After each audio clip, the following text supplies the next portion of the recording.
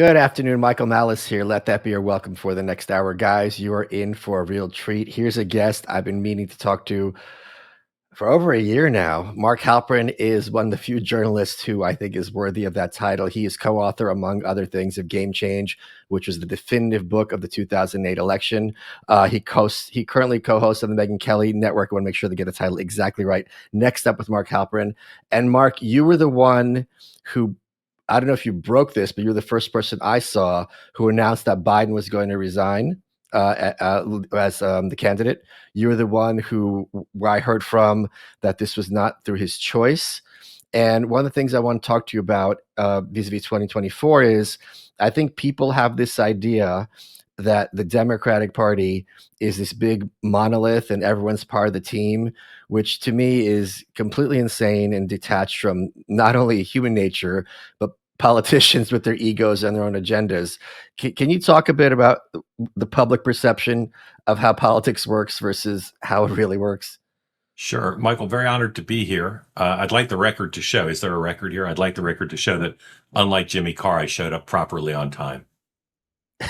Not late. That was my fault. I gave him the wrong address. I was like 30 seconds early. Well, you gave me the wrong address. I'm not in person. I wish I were. Wish I were in Austin, Texas, eating food with you tonight. Where are you right now? New York City. We have less good food here. The gap between what people think about politicians and how they actually are, is that the question? Yeah. Well, Yes, you may disagree with my reply, but I find them to be more idealistic than the popular perception. Not all of it, but I find like 90% of them really want to do the right thing.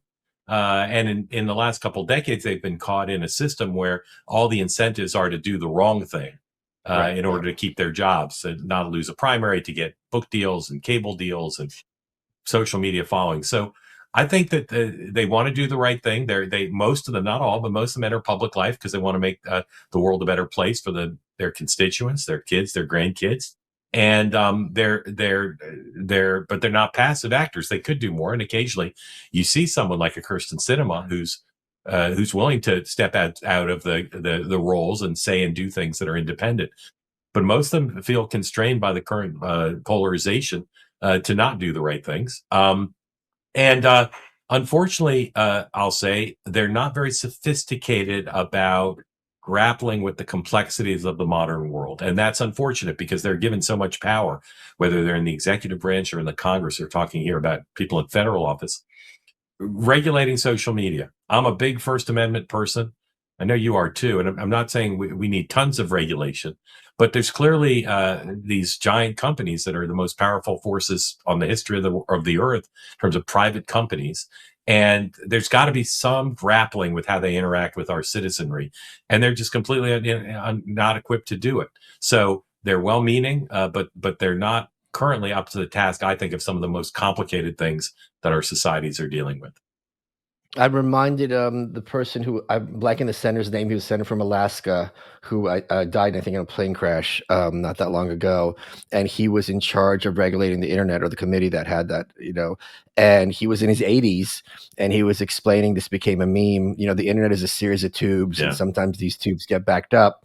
And it's like, this is not someone, no matter what your political persuasion, who should have the power to, it's like you and I trying to be heart surgeons. We might really want to save that person and we care about them, but he's going down. This is not happening. I'm just talking more specifically, though. I think people have this idea.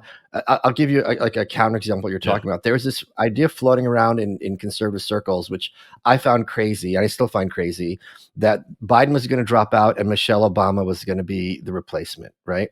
And whenever I hear something like this, I always ask myself, what would need to be true for this to happen, right? I'm not going to say preemptively, oh, it's ridiculous, but what would need to be true for that to happen is Gavin Newsom and Amy Klobuchar and Pritzker and all these other people, they're just going to sit by and let Michelle Obama be the nominee. That's not going to happen. Like, they all have their own agendas, and they can say with a straight face, I got elected. She's never elected anything, but that would need to happen for that to be the result. Right. I'm thinking specifically about when Biden got sat down and what that was like. First of all, Michelle Obama is never going to run for anything. So any complicated narrative or conspiracy theory that involves Michelle Obama running, not going to happen. Second, again, I respectfully dispute your premise. I was dealing several months ago with one of the smartest people literally anyone we know knows. Very smart, very, very smart person, involved in government, but not super familiar with politics.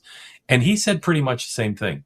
If you're going to try to anticipate what a politician would do, assume that the most craven, ambitious, self-interested motivation will guide their activities.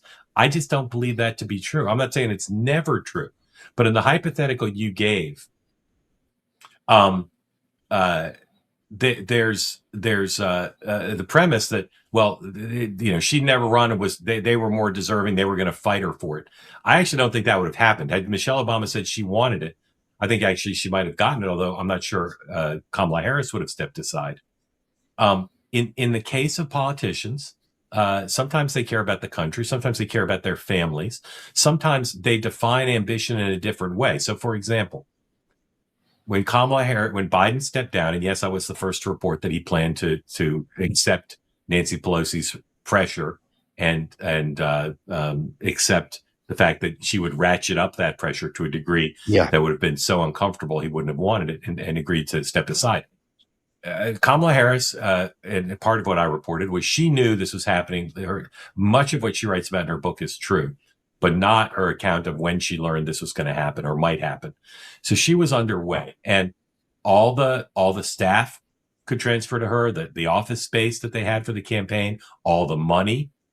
And so these other people who looked at it, like the governor of Pennsylvania, for instance, or others, they didn't think they could beat her under those circumstances. So but there was not a 0% chance they could beat her.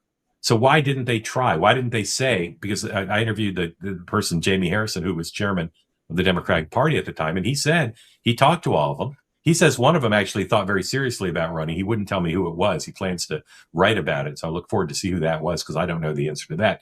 But my point is, if they were just for personal ambition, and given that there was a chance, and that they saw how weak she was, and Kamala Harris, they knew that many people in the party didn't want her, they would have gone for it. Why didn't they? Well, partly because their conception of personal ambition was too big a risk, but also because they didn't want to be blamed if they ran against her and then they lost, or she lost, right? Because she had 107 days. This would have used a lot of those days in a contested nomination fight. So is that personal ambition? Not really. It's a different conception of it to some extent. So I guess I should not really. Part of it is, but part of it was they put party above self-interest. Maybe given their concerns about Donald Trump, you could argue they put country above self-interest. They said, my chances of winning are so small, and the potential that if I run against Harris, Trump has a better chance of winning. They set personal ambition aside, at least in part. So in your example, I don't think you can say that personal ambition is always what guides them, because I could give you other examples where it's just not always the case. Often is the case, and they're ambitious and they're competitive and all that, but it's not always what they do to decide how to behave. This is so interesting because we are both looking at a hypothetical. We both have the exact same information, right? This isn't real life, so we've narrowed it down to specific factors, and we're having different perceptions given the same hypothetical. I find this absolutely fascinating, because for me, if I am ambitious, I'm playing the long game. So why am I burning my bridges with the party and with the base on a long shot, when if I keep my mouth shut and let her, I can still wait for 4 years or 8 years. I could build my kind of bona fides with the party and the base, be a good team player. That to me is the smarter, ambitious move than to be an upstart. I mean, this was Kristen Sinema. Let's talk about her. By the way, she and I were born the exact same day. It's fascinating because she was one of two, her and Manchin. There's always this talk about bipartisanship. And she's like, guys, this stuff is crazy. Like, and to her credit, she left the party. She's like, I can't do this anymore. Yeah. And she was demonized as, just I don't blame her for being like, I'm not interested in doing this anymore. Not necessarily that she even had a path to being the senator, but vis-a-vis, well, Kamala Harris is also the sitting VP, right? And the party kind of was behind her. If it was Michelle, I think it's a lot harder sell because she has no electoral track record. There's no. It's much harder to put her over, I think, than it would be the sitting vice president. Right. All right. So, a couple things. First of all, I don't totally disagree with you that what they did. I'm now taking it back to the Kamala Harris situation, not the under the Michelle Obama scenario. Harris says I'm not going to run either. Is that Right. scenario? Yeah. Okay. So let's stick with the real scenario first. No doubt that playing the long game it can be done for personal ambition, right? But you don't get that many chances at the White House. Anybody who's a Yep. student of it knows if you miss your moment, you'll never get it. And you saw that, for instance, with Chris Christie. Chris Christie thought about running in 2012, decided not to. Had he Right. run, he would have had a chance. If you want to be president, if that's your ambition, you got to pick your moment. In this case, what was the percent chance that any one of those Democrats could have beaten Kamala Harris? It wasn't 50%, but it wasn't zero. So I'm pretty sure, and again, I can't speak to the actual calculus that these people made because I haven't talked to them about it. But I'm pretty sure that had the only calculation been ambition, they would have run. They would have run. Because what did you have to lose? You're not going to burn bridges with the whole party because a lot of the party didn't want Kamala Harris. Nancy Wait, Pelosi but didn't Mark, want Kamala can I Harris. interrupt you and ask you a Yeah. specific, like a literal Yes. question? Yeah. If I'm Gavin Newsom and I'm like, Kamala doesn't deserve it, I have a better shot than her, blah, blah. In a literal sense, how could I have run? Because aren't the delegates pledged to Biden No. and they're going to be transferable? No, Explain it to me. the money was transferable. This campaign Okay. staff and campaign operation, but the delegates could have voted for whoever they want. And the DNC chairman was making it clear to people that if you want to run, we're going to set up a process where you can run. Had the only calculus been ambition, someone would have run because they had a chance to beat her. And the downside of it, you wouldn't have to go negative on her. You could just say the party deserves Sure. a choice. Yeah, But I that's right. believe that part of it was playing the long game. Part of it was the long odds. But again, Yes. part of it was, and this I know, at least about two of them, part of it was you run, she probably wins, and then if she loses, you get blamed That's right. for doing it. That's putting party above personal ambition. You don't want to be blamed, but you also don't want to help Trump win. And I know for at least two of them, they said the combination of the long odds and the prospect that it would help Trump win and being blamed for helping Trump win, but those are different things, was such that they didn't want to do it. And so this is a case where there's lots of personal ambition justifications, rationales for not challenging Right. her, but that's not enough to pass up. If you thought Trump was vulnerable, and I believe Governor Shapiro and Governor Newsom would have been very confident that if they had been the nominee, they could win the general. Okay. Yes. So again, becoming president, two-step process: win the nomination, win the general. Yep. Some people have a bigger challenge winning the general. Some people, on paper, some people have a bigger challenge winning the nomination. In this case, if you think if I'm the nominee, I can get to the general and win, and I can be president, and that's my ambition. All I have to do is over the next month beat Kamala Harris. I like the odds of that. If you say if I don't do it, let's say Kamala Harris wins, she's president for 8 years, maybe, but she's certainly gonna. I can't run for 8 years. It's a long time. You never know where your life's going to be like in 8 years. And if she loses and Trump wins, okay, I got to wait 4 years. Same thing. What's my life going to be like in 4 years? Who else might run in 4 years? So I just don't think you can chalk it up only to personal ambition. On your scenario of Michelle Obama, it's a great question because you keep saying they'd say, she didn't earn it. She's never run for anything. I'm in elective office. I don't think that's how they view it. I think they view it as, could they beat her? And I don't know. Right. I don't know how strong she would have been. She's obviously hugely popular in the party. Would Pelosi and the Clintons and the labor unions and the women's groups and the gay rights groups, would they have all coalesced around her if she wanted to run? I suspect tautologically they would, because I don't think she would have announced she was going to run without the Obama political team lining up all those people. And if you think about the delegates to the convention and who they would vote for, I don't think you could beat her. I think she might have been harder to challenge than even Kamala Harris was. So I think that might have been just a matter of realism. Maybe I'm wrong. Maybe those groups would have said, she's never run before. She's too big a risk. I don't know. But again, I think their calculation would have been, in that case, maybe even more about ambition, but still the same thing. If Michelle Obama announced, do you want to announce and see if you can topple her, knowing that it's going to delay her ability to focus on the general election? So I don't know that it would have been much different, but it would have been at least a little bit different. Not for the factor you said, I don't think, respectfully, but because it wasn't as automatic. She would have had to have earned it a little bit more. Whereas part of why Harris was seen as unchallengeable was because she did inherit all that stuff. Michelle Obama wouldn't have inherited the staff and the money and the operation. Folks, if you're struggling with credit cards, personal loans, medical bills, PDS Debt has custom options to help you get out of debt. Debt is the worst. It's always there, always nagging at you. What PDS Debt does is they go beyond the numbers to understand your unique financial situation, and they craft a personalized plan designed just for you. There's no minimum credit score required. They're here to help you save more, pay off your debt faster, and start putting money back where it belongs, in your pocket. PDS Debt is A+ rated by the Better Business Bureau. They have thousands of 5-star reviews on Google. They hold a 5-star rating on Trustpilot. Why? Because PDS Debt has helped hundreds of thousands of people just like you, and often unlike you, get out of debt.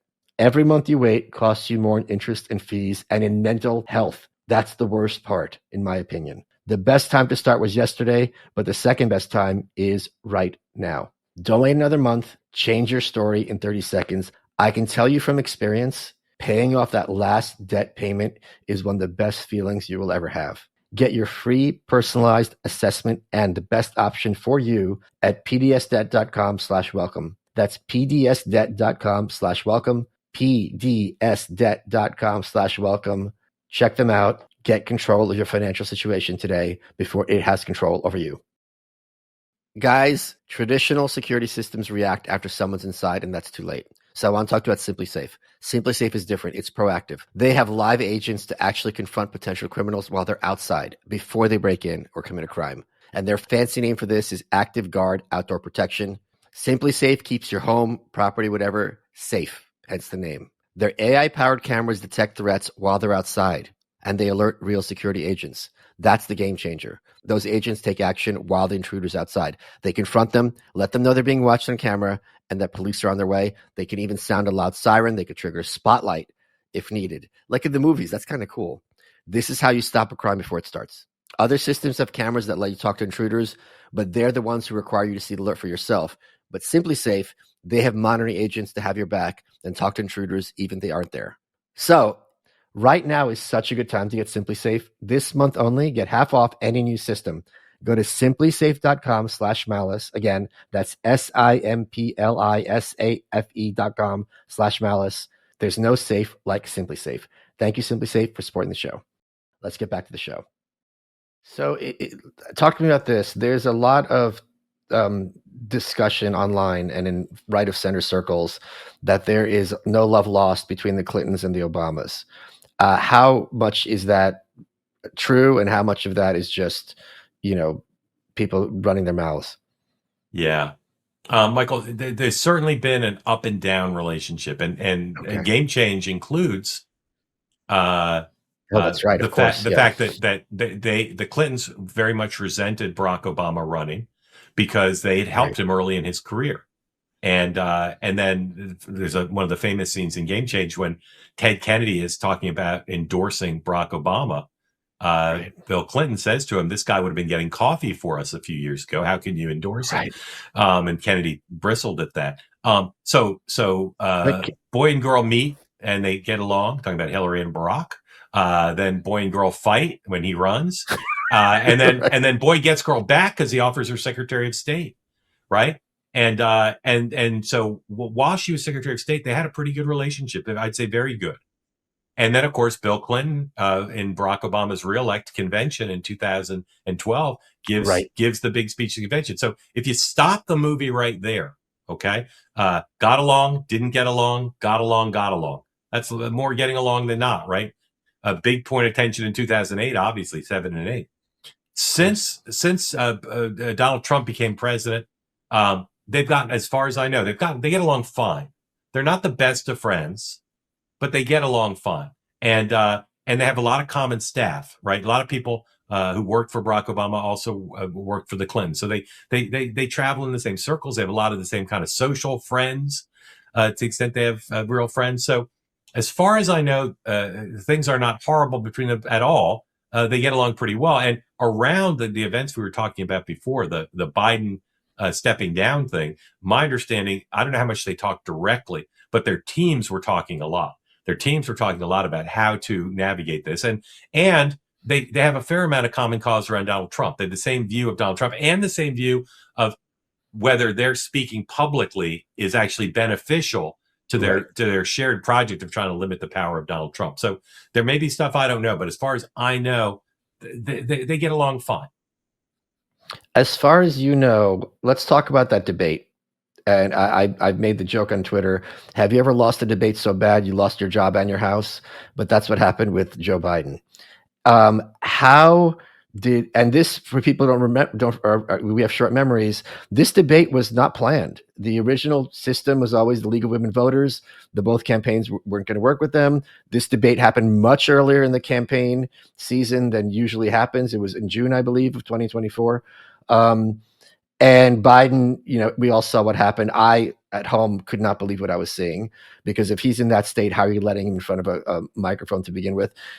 From what you know, can you walk us through from behind the scenes how it got to that point? Because it seems like this was a very easily avoided mistake on their part. Yeah. One small correction, just because I know you're a stickler for detail. The sponsors of the debates for many years has not been the League of Women Voters. It's been something called the Commission on Presidential Debates. That's right. Yes, so they were the ones who were all good. So this is a long story leading up to the debate. And I've said this is the biggest media scandal in American history. The press's willful failure to report what we were all seeing with our own eyes. It's a scandal that continues to this day because the press continues to act like the debate was a shock. Like, oh my goodness, how could this have happened? I've known Joe Biden for, I think, 35 years. He's a friend and colleague of my father's, and I covered his presidential campaign in 2008 when he was one of the candidates besides Hillary Clinton, Barack Obama, and John Edwards who ran. And I knew him pretty well.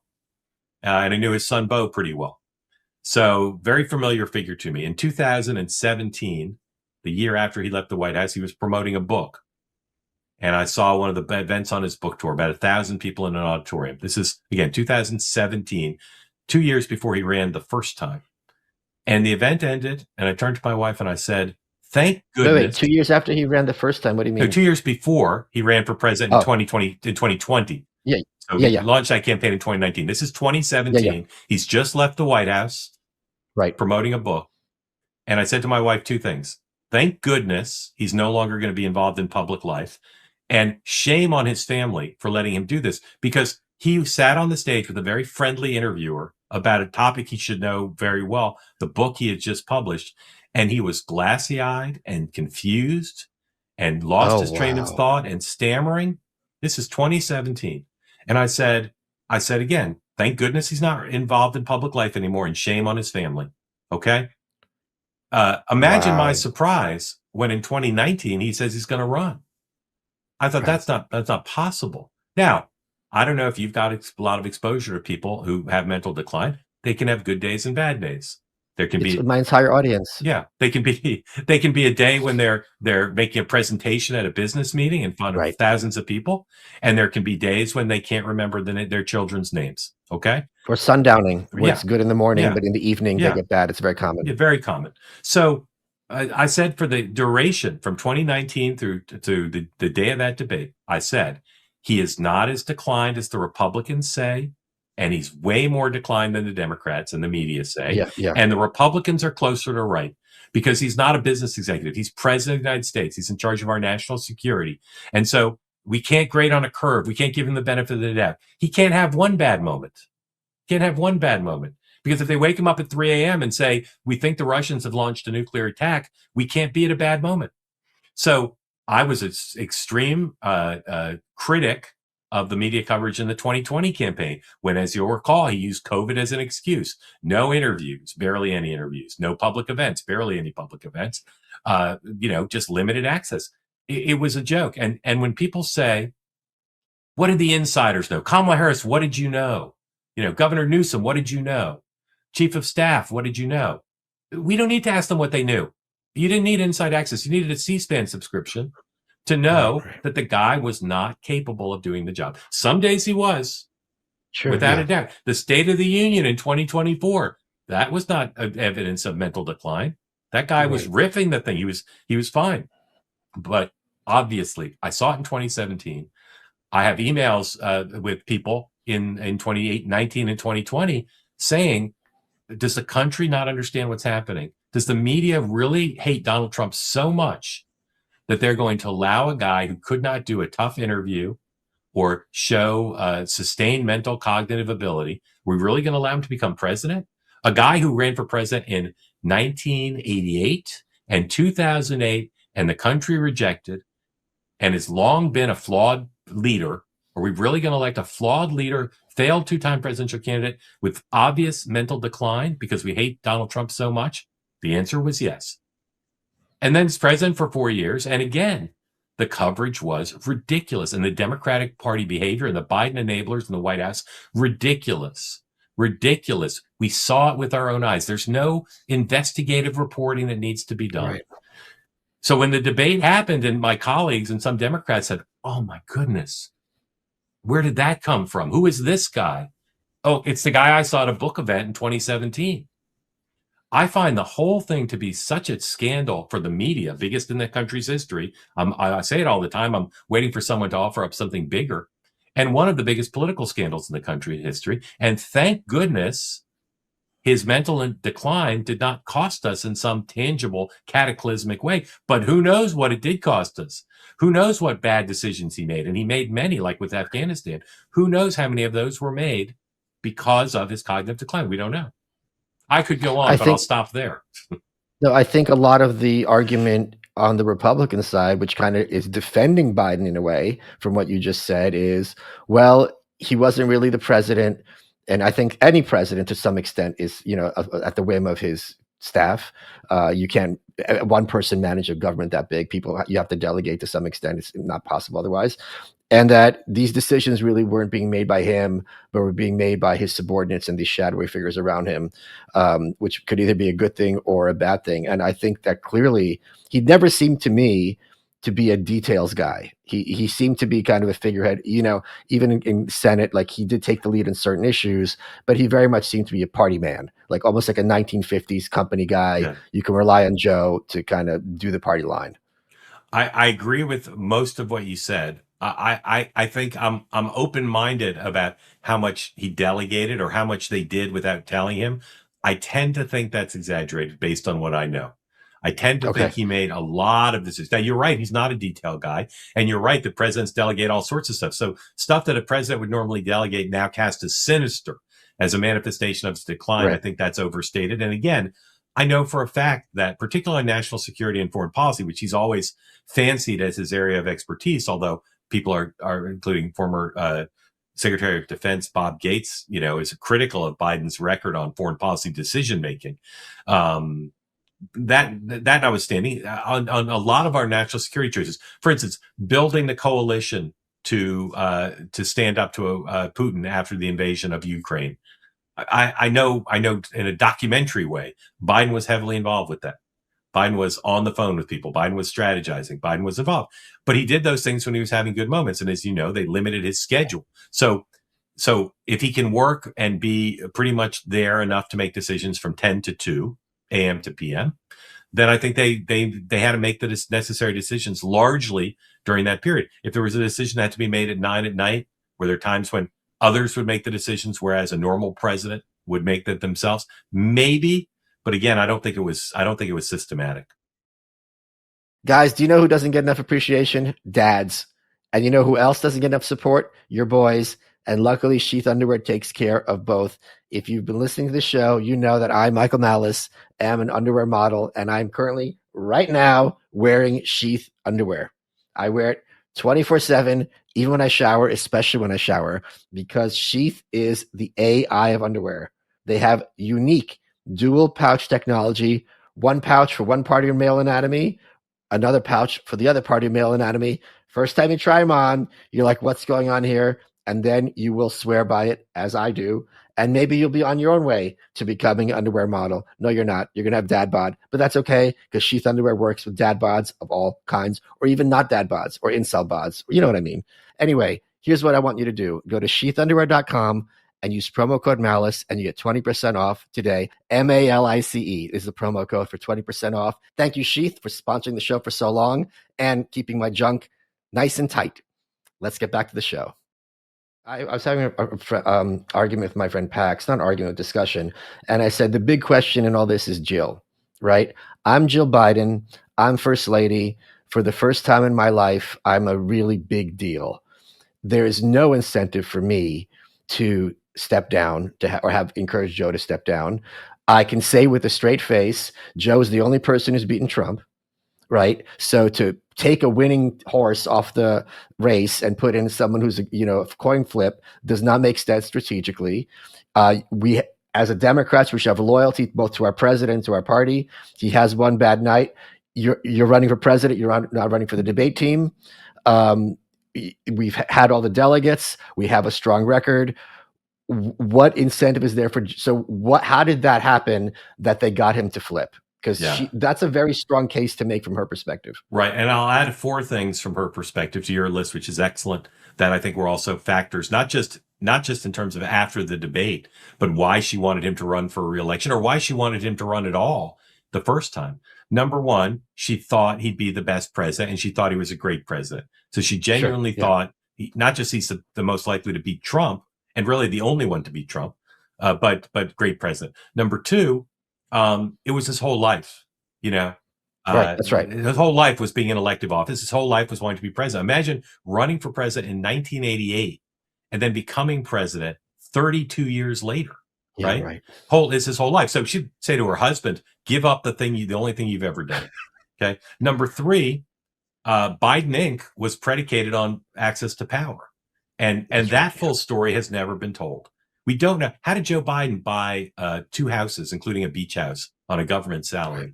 Don't know. Still don't understand it. But the entirety of his son's income, his brother's income, I say entirety, a large portion. And number 4, the grandkids love the perks. Her grandkids, who are very important to her, they love the perks. They love, special treatment. You think they're getting special treatment now? Right. Right. So now I will say, and then I'll go to answer your question about the debate period and how they convinced him and her.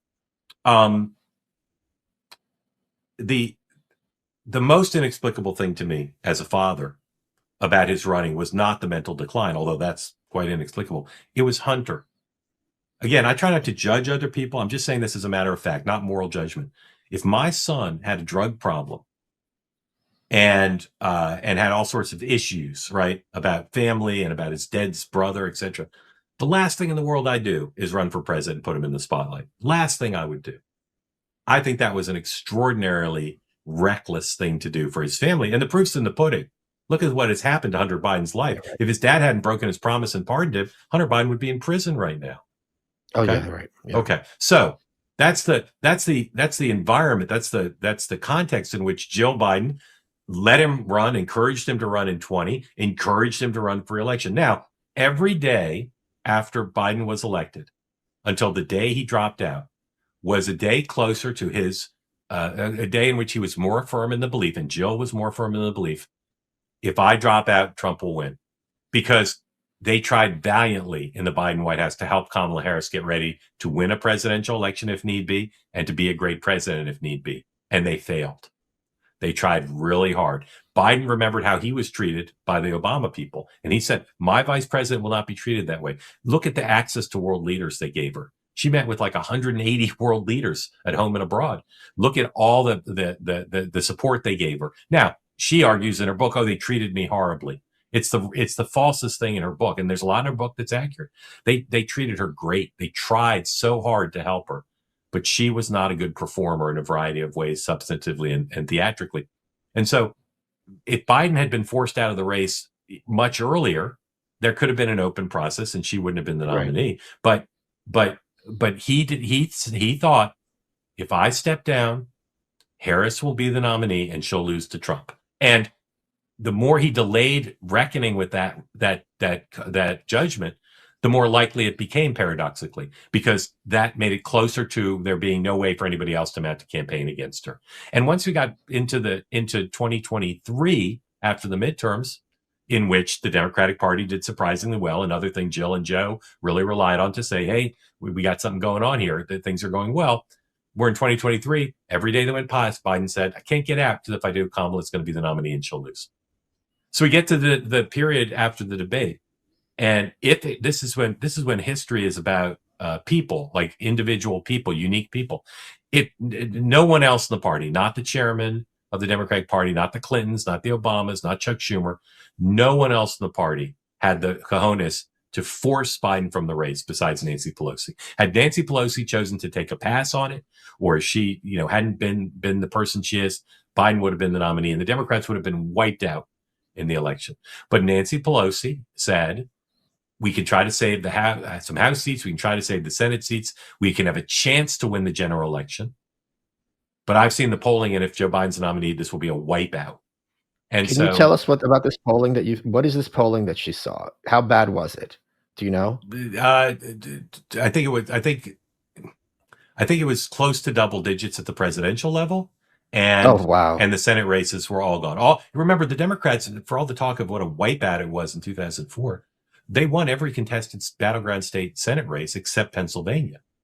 They won all the others. Well, Ohio, they didn't win Ohio. Well, no, it's about the presidential battleground states, right? Oh, yeah, right. Almost all the battleground states had Senate races, right? So they won in Wisconsin and in Michigan. They won in Arizona. They won in the state that Las Vegas is in, that I can never pronounce correctly. Nevada. Thank you. They won them all. So my point is, Nancy Pelosi believed they would have lost those. And so, so that's 5 seats. Yeah, that 4 or 5 right there. That's major, of course. Filibuster-proof majority. That's right. Holy crap! Yeah, and Trump in the White House. Yeah, imagine that. That would have been a different thing. So she said she tried to convince other people to help get Biden out. The Clintons, the Obamas, Schumer. They all did it lightly. Schumer went and saw him and basically kind of suggested he get out, but left it up to Biden. Pelosi said, we can't leave it up to Biden. We got to get him out. And if no one will help me, I'll do it. And she made it clear. I don't know exactly the layers of threats, but the big thing besides Pelosi, but Pelosi handled this behind the scenes, cut off his money. No one's going to give you money. You will have no campaign. And I know, and I've reported some of what I know, but not everything, but I'll say some of it here. Biden spent a lot of time on the phone after the debate during the period before he got out with finance people to say, can we keep raising money? Will people keep giving money? And Nancy Pelosi said, I know this is painful and I know it could hurt the party in a sense, but we have to get him out. And one leverage point, there were others, but one leverage point was, we're not giving you any money. We will not give your campaign any more money. And you will not be able to run TV ads in the last few weeks of the campaign. Oh, wow. Biden was influenced by that. In addition, publicly calling him out for his mental decline, That's right. Trying to get cabinet members to invoke the 25th Amendment. There were various other things discussed. But make no mistake, Biden wasn't going to get out, because Biden said, if I get out, same thing he'd been telling himself for 2 years. If I get out, Kamala will be the nominee and we'll lose. So I got to stay in. He wasn't going to get out for the good of the country. Wasn't going to. He said explicitly, he said, unless God tells me, I'm staying in. Yeah. He said that. So Pelosi forced him out.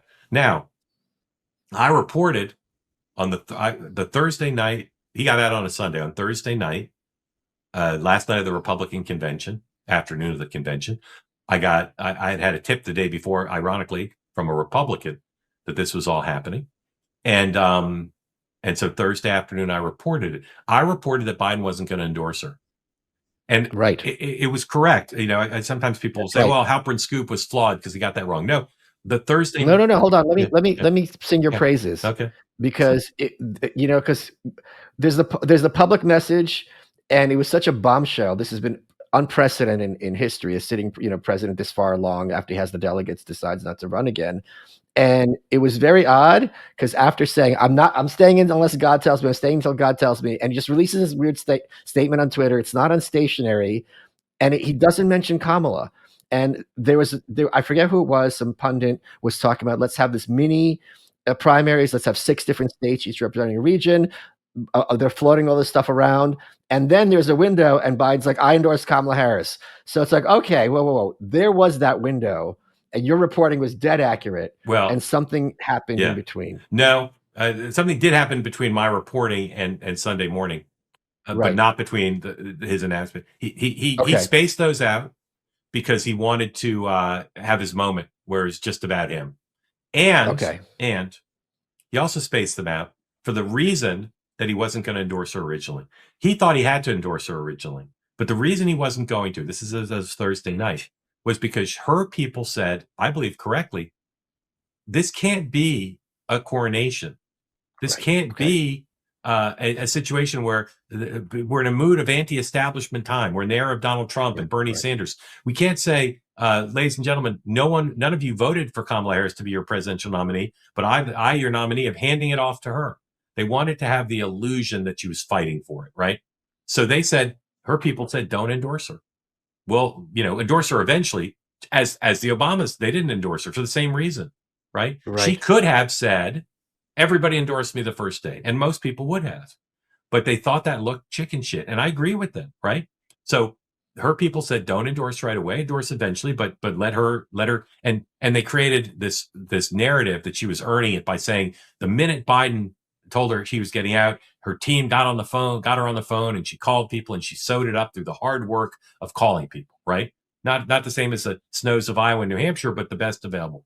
That wasn't true. She started working on it like a week before when she started vetting vice presidential prospects. She couldn't go all in because she couldn't break the news, but she knew. Now, what changed from the time Thursday when I reported to Sunday? What changed is the so-called women's groups, the constituency groups in the Democratic Party on abortion rights and women's rights. They said, Biden has to endorse her. Halperin says he's not going to endorse, has to endorse. How could the president not say that his vice president is the best person to replace him? How could he leave this open to the process you described? It'll look horrible. Well, that happened in 2016. The president would endorse his vice president. It never. Reagan didn't endorse Bush until after the primaries. And when he did endorse him, he said, ladies and gentlemen, my favorite candidate for president of the United States, George Bush.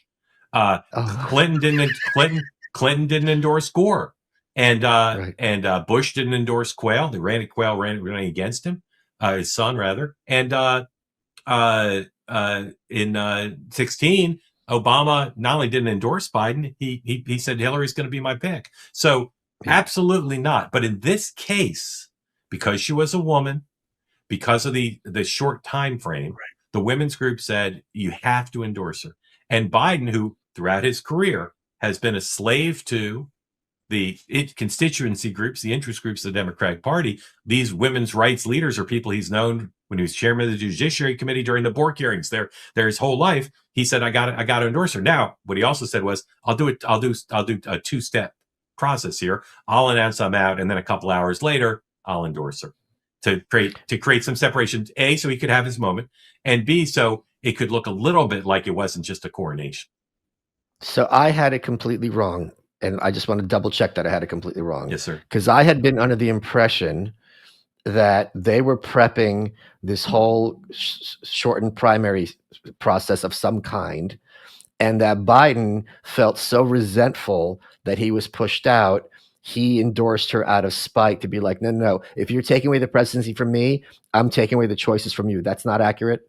No. No, I don't believe it is. So okay. So there was, as you know, there was a period that started even before the debate in which pundits and strategists and some in the Democratic Party said Biden should get out and there should be, regional conventions, or at the convention in Chicago, there should be a series of speeches and like a bake-off. There were various ideas about how to have a nomination process now that there were no more primaries and caucuses on the calendar. So Biden's thought about that, and his team's thought about that were, I'm not getting out because if I get out, it's all going to be a mess. But Kamala will end up the nominee, and she'll lose. Right. So he was not. I don't, to my knowledge, he was not resentful of the mini process speculation. He was resentful of they're trying to take my nomination away from me. I won the nomination. I'm perfectly fine, and I certainly have a better chance of winning the general election than Kamala Harris. That was his belief before the debate, and then after the debate, he said, "Yeah, one bad night." As you said, one bad night. What does it matter? And then he told Pelosi, threatened him, but his focus was not on screwing the party by picking her. He saw what turned out to be true, because again, he was right about this, and he was right about the fact that she'd lose. She was going to be the nominee. There was no process anybody was going to design to take the nomination of the Democratic Party against the incumbent black female vice president, who was the only one who had access to the campaign money and the campaign team. Just wasn't going to happen. Hey, here's something disgusting, which is kind of appropriate to talk about because my show's so disgusting. Traditional bed sheets can hold more bacteria than a toilet seat. Not exactly what you want to lay your face on. So Miracle Made bedding is designed to help fight bacteria and stay cleaner longer with silver-infused fabrics that actually help prevent up to 99.7% of bacterial growth. These Miracle Made sheets are crafted with NASA-inspired fabrics that help regulate your body temperature all night long. Hot sleeper, cold sleeper, don't matter. These sheets help you keep in the comfort zone all night long. The comfort zone is also in the store where I buy my clothes, but that's neither here nor there. Thanks to Miracle Made's antibacterial silver technology, the sheets stay cleaner, fresher, up to 3 times longer than regular sheets.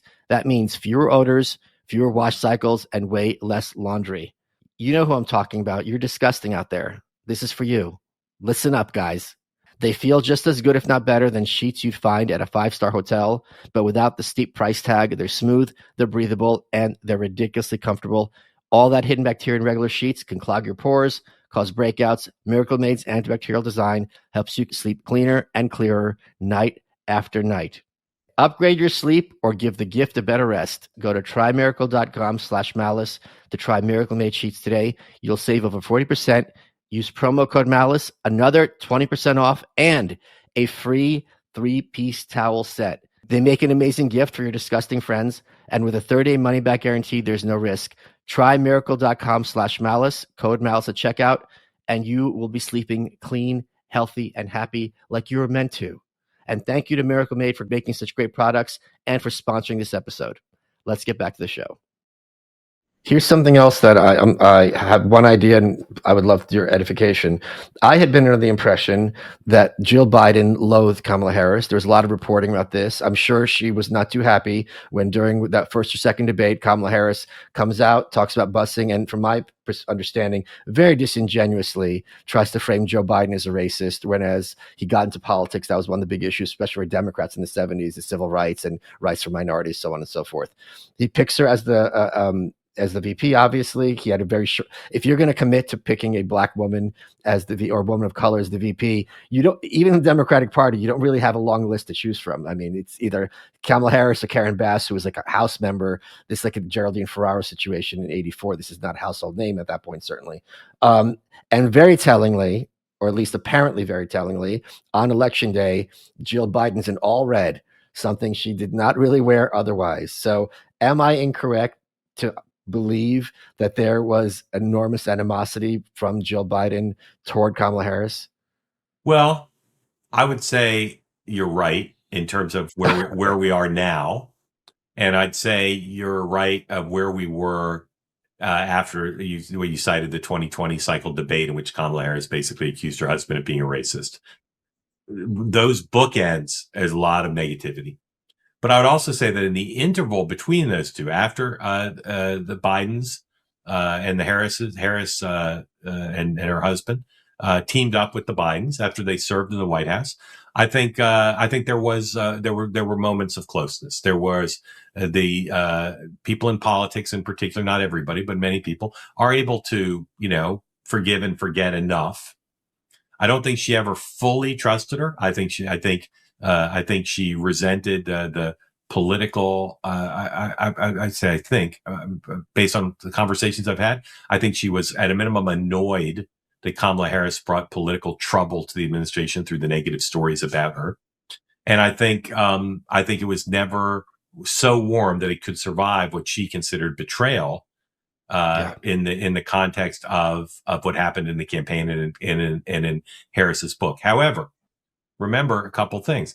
Harris was extremely loyal to Joe Biden, right? Including something that hurt her presidential chances quite a bit, going on the The View View. and saying Yeah. she wouldn't, nothing came to mind that she differed from Joe Biden. So it could have been a lot worse. It could have been a lot more tense between them. However, the Biden family and Jill Biden in particular, they're about the family. They're about Yep. You're with us or against us. And so again, it's not like she was seething at her from the moment of the debate in 2019, all the way through.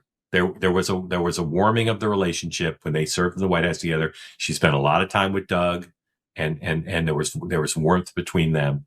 But I believe that, and you've seen it in the public events they've done together at the funerals. It's unmistakable. There's a return to the kind of very, very resentful posture that we had bookending their relationship. I saw an interview not too long ago with JD Vance, and he was asked, other than the president, who's the funniest person in the White House? And he shocked me when he said Marco Rubio. Yeah. Which, when you think of Marco Rubio, I don't think of him as a funny person, but I believe JD Vance that behind the scenes, he's actually hilarious. Hillary Clinton is another person who has a reputation for off camera actually having a very sarcastic sense of humor. And when someone says that, you could actually see it, because sometimes it slips out and doesn't serve her well in the public face. In your years covering politics, who is, and not necessarily in a bad way, who in private is the least like the public persona of all the politicians you've interacted with? Yeah. So first of all, Rubio and Hillary Clinton are both really funny. And Rubio's sense of humor is so postmodern, sophisticated, filled with cultural references. Very funny guy. And Hillary Clinton, same thing. They're both very knowing. And in public, I would say they dumb it down, but they don't try to appeal to that kind of postmodern comedy. Well, I mean, the obvious answers are Hillary, Mitt Romney, and Romney, how so? Kamala Harris. Did you see the Romney documentary? Mitt? I did not. Okay. Go watch it if you're interested in the topic, because and this was widely discussed after it came out. If the documentary had been released before the election, he would have had a very good chance to win. Mitt Romney is hilarious. Again, he's sophisticated. He's knowing. He's not stuffy. So wow. He's a big one. You would love him. You would like to go to France with him. You would like not to have a beer with him because he doesn't drink, but he's great. But same with Hillary, same with Al Gore, and same with Kamala. All of them, delightful people in private. Delightful, regardless of their politics. Delightful people in private. And go ahead. Well, and Trump's very different. Oh, yeah. Trump's very different as well. And you saw that most in sharpest relief with Bill Maher, right? Bill Maher took a lot of heat a few months ago for saying he spent time with Trump. He's like, that guy's incredible. Private Trump is incredible. Private Trump. And again, I'm not here endorsing his platform or saying he's the greatest person ever, but private Trump, the way I always illustrate it is Hillary Clinton went to Trump's second wedding. And after, Trump became a more controversial figure, people said, well, why did you go to Trump's wedding? She said, he's fun to be around. Yeah. And that is it, man. He is so fun to be around. I'm positive everything you're saying is true, because in 2008, I went to a master's tea at Yale, and which little get-togethers for a friend of mine was being honored. And I met Neil Bush, who was H.W.'s brother and George W. Bush's uncle. And I'm a smart-ass kid. I started asking him all these questions thinking I'm going to clown him. He ran circles around me effortlessly. He charmed the pants off me. And it was so clearly in his DNA that it was like a cartoon where he's just holding out his hand and I'm just kind of throwing. He's like almost yawning, and he did it with a smile on his face. Yeah. It wasn't smarmy at all. Smart questions. Yeah. He evaded what he needed to do, but it was beautiful. And I left. I'm like, holy crap! Yeah. Like, these people are not cut from the same cloth. Yeah. And it makes you understand how W became president, because I would bet literally every penny I have that bumbling person who can't speak English in front of the mics is nothing like the W behind the scenes. And that if 100%. I met W, I would leave there being like, what just happened? The Oh, sky ran circles around me. totally, 100% correct. And I don't want to speak disparagingly of the others, and not that they would care, but he's the best. He's the best of the presidents of my career in terms of just hanging out. That guy is. W? Oh yeah, that guy is fabulous. He's funny. He's smart. He's interested in other people. He's clever. Totally different. So, I mean, what we're finding in running through this is nearly everybody who's run for president or been president there's a gap between public and private. Nearly everybody. Right. It's just a And hard thing to do. Obama and Clinton are probably the two least different. Bill Clinton are probably the least different public and private than the others. So speaking of great people, you are part of anarchist royalty. So your late father-in-law was Paul Avrich, who was by far the most important historian of anarchism ever. I relied on his work enormously in writing my book, The White Pill, and in just my life. He is not only superb in what he covered, but in how he wrote. It's a once in history talent, and he did it for decades. There's several books he wrote on the subject, all of which are excellent. Just on a personal level, I'm just very curious what your relationship was like with him. What was he like as a person? Lovely person. So, we'll get to talent and historical significance, but just a lovely man, just a wonderful, thoughtful, brilliant about high human intelligence, just a wonderful person, and very very human in all the ways that intended to be positive. And then, as you said, he's an historical figure. He did this thing that, I know a lot of academics. My dad was an academic as well for some of his career. A lot of academics don't live in the real world. They do That's right. they do their research by reading. And what he did was he talked to people, and he was at this moment where a lot of the anarchists were still alive, and they'd never talked to anybody. And before they passed away, he systematically used, references from other people, because again, he was just so personable. They agreed to talk to him and tell stories they never told anybody before or after they told them to him. And he got to them before they passed away, and has left a body of work, including the book that he started that my wife finished for him after he became too ill and then passed away to do it. He left a body of work of human history, of recollections of the anarchist movement in the United States that would otherwise be lost to history. No one else would have ever gotten that stuff, because the people passed away, and because he had not just the relationships, but the understanding, not just, again, of the ideology, but also of the personalities, and told rich stories by understanding the combination of the people as well as the personalities. I mean, so you were married when she was finishing to her with Karen when she was finishing Sasha and Emma? Mm-hmm. Yeah. So for people who don't know, Sasha and Emma is the official classic textbook, the life history of Alexander Berkman, Sasha, and Emma Goldman, who are I say two by far predominant American anarchists. He started the book. She had to finish it. Without getting too personal, and I'm not trying to pry, but can you talk about that's like you're working with your dad, he passes.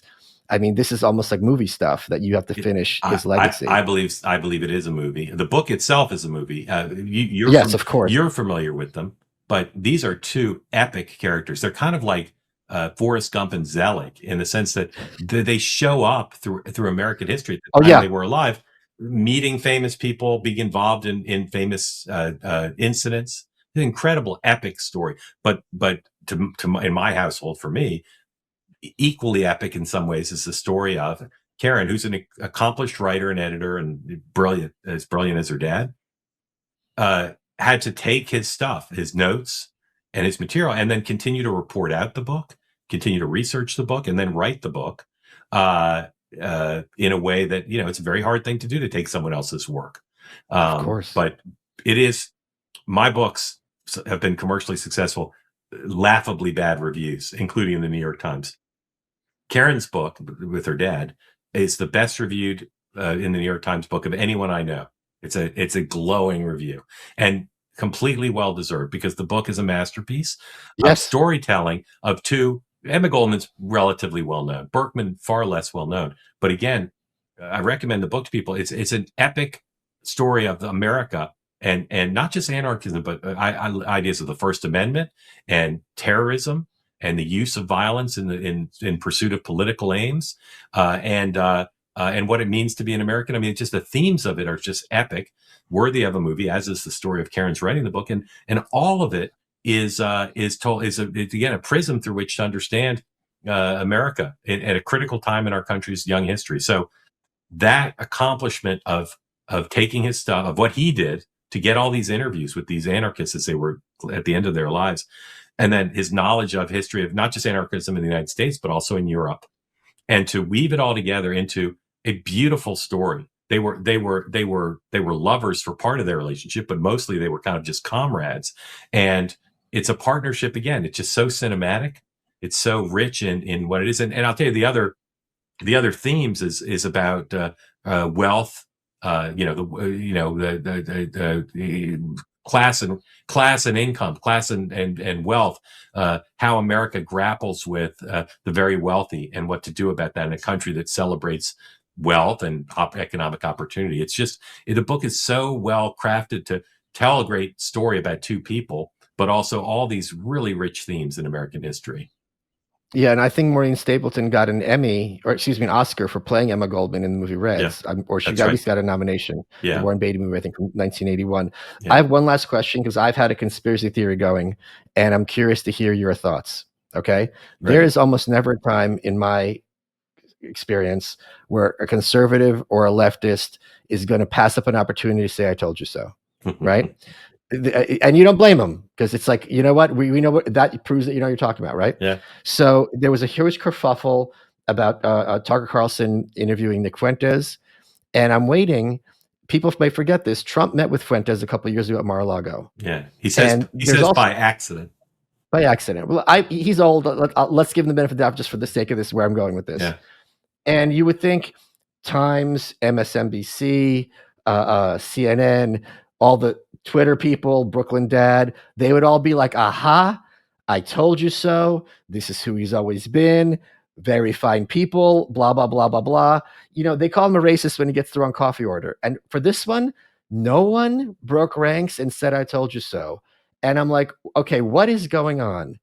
And I'm thinking they're holding on to this for the midterms, that this is something that they're going to blow up then, because unless everyone got the memo, I don't understand how not one of them broke ranks. One of who broke ranks? All of these leftists that didn't say, I told you so. Tucker's just doing what Trump did earlier. Trump's a Nazi. Well, that's my conspiracy theory. That they're not choosing to not make Trump's relationship with Fuentes a big deal now. Right. Yeah. I mean, first of all, some of them have. Secondly, who's like Trump having dinner at Mar-a-Lago with Nick Fuentes and Kanye, who brought Nick Fuentes, compared to all the other stuff Trump does. Like, I don't know that Nick Fuentes is so resonant with the voters who will decide the midterms. In other words, if the midterms is about three things, it's about not turning out for the Republicans, not turning out Democrats, turning out the base, and turning and winning over independent voters. I don't think saying Trump had dinner with Nick Fuentes is in the top 100 of things Democrats would talk about that's seen as powerful to win over, to either inspire Democrats to turn out or to get independents to vote for Democrats. I just don't think it's in the top 100. That's interesting. Okay, so I guess we're going to find out in about like 8 months from now. I'd be surprised. I mean, look, they're much more likely to play a clip of Trump saying inflation is a hoax, than they are, and so that's one. So I'd say two things. One is there's lots of other more resonant examples of Trump's outrageous associations than one dinner with Nick Fuentes. Number one, and number two, they really want to try to make the midterms about the economy, and Nick Fuentes takes them off that. That's interesting you said that, because that pivots to another point I've been yelling at conservatives, which is Democrats are pivoting hard toward the center and on household issues. And I don't know if you saw this when Nancy Pelosi's farewell address, she made a 6-minute video about how she's not running for re-election. She talks at length about the AIDS crisis. She's from San Francisco. This is something that, affected her very personally. She doesn't mention the word LGBT or gay or homosexual even once, even in reference to AIDS. She doesn't mention BLM or minorities. She talks about Veterans Day and how much she loves St. Francis of Assisi. And I'm like, Nancy Pelosi is probably, if not certainly one of the shrewdest people in the Democratic Party. Watch what she's saying, because these are the tea leaves. And I'm like, it's you could see from space as far as I'm concerned where they're going. Totally agree that is a reflection of where they'd like to go. They don't want this another election where they're forced out of the middle on cultural issues. Now, not everybody in the party agrees with that, but as you suggested, Pelosi is a canary in the coal mine of what the strategy for the smarter people will be. I have learned so much from talking to you. This has just been absolutely a thrill. Mark, we're running out of time. Yes. What has been your favorite part of this interview? My favorite part is I'm so interested in your eclectic posture towards America, not just politics, but everything. Your mind is just different than most people's. Your perspective is different. There's no one quite like you that I know of. So I just enjoyed finding out what you were interested in. You are welcome.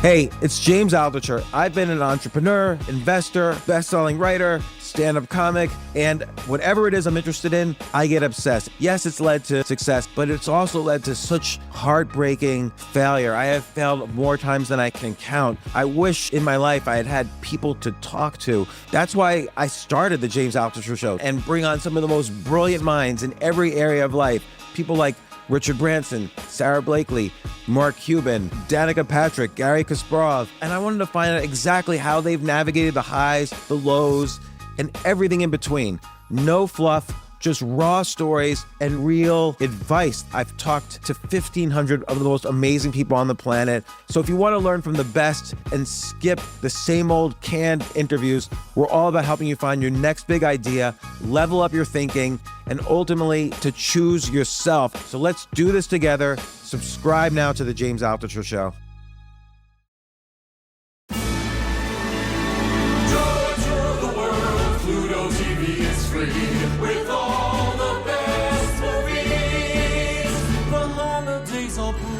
So if you're feeling frugal, stream Pluto TV, stream Pluto TV, stream Pluto TV for free.